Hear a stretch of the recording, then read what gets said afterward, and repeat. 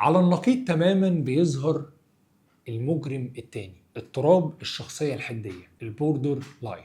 إذا كان الاكتئاب بيشلك وبيفصلك عن الدنيا، فالبوردر لاين ده انفجار مشاعر ما بيهداش أبدا يا صديقي. صاحب البوردر لاين ده بيبني أمانه وعلاقاته كأنها بيت من الورق، مفيش أساسات، مفيش جدران تحميه، أي نسمة هوا بتهزه وأي كلمة بسيطة ممكن تهد البيت ده على دماغه. المريض في الحالة دي عايش بمبدأ يا أبيض يا أسود، مفيش أي مناطق رمادية في النص، يا إما أنت أعظم إنسان في الكون يا إما أنت الشخص المسؤول عن تدمير حياته. الجريمة الكبرى اللي بيعملها الشخص ده في صاحبه هي زرع الخوف من الهجر.